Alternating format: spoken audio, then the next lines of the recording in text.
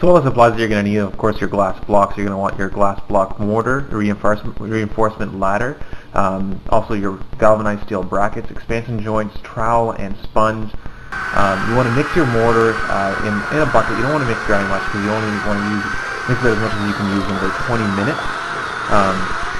Mix the mortar mix so it's sandy, but not too crumbly and not too wet. Something that'll hold its shape and won't fall apart when you put the glass block onto it. So for your first course, basically, you want to have a good layer of mortar between the sill plate and your glass block. You want to put a good amount of mortar on there, about as much as I'm going to leave about 1/4 of an inch between your glass blocks and your sill plate. Use your trowel and just simply generously put it onto the sill plate and just follow along like that. It's not very difficult to do this. Make sure you have your spacers at hand. You want to have some L spacers and T spacers as well as your regular spacers. Have mortar on the sill plate. You want to put your L spacer up along the wall and simply press your block into the spacer. Again, leaving about 1/4 of an inch between the block and the sill plate. Remove the excess mortar and continue on with the second block.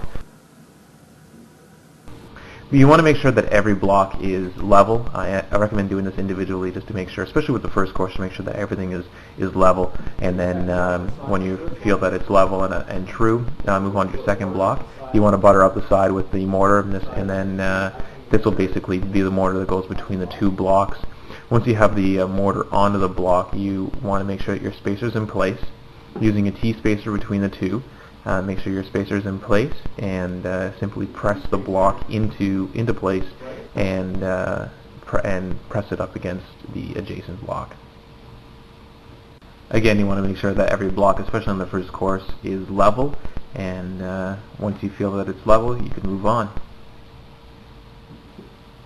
Put your spacers in place and finish your first course. To leave your first course finished, you want to make sure that your spacers are in properly and not upside down as you see here.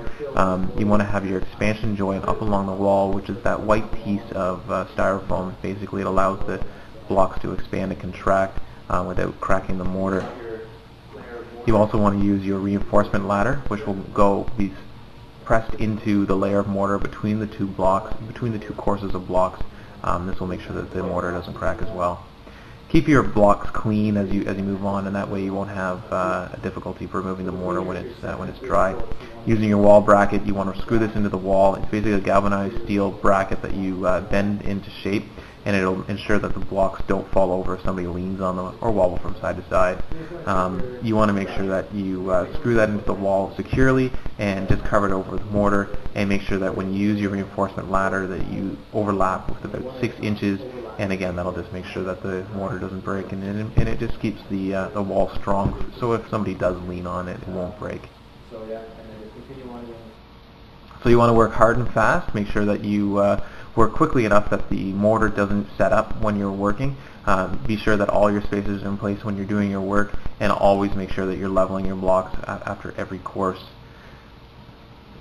This can be glass blocks can be fairly frustrating because it's basically tiling with the third dimension, and it can get a little bit frustrating. Just keep your head about you, and before you know it, you'll have a finished product. And all you have to do is clean it up and seal it, and you're done.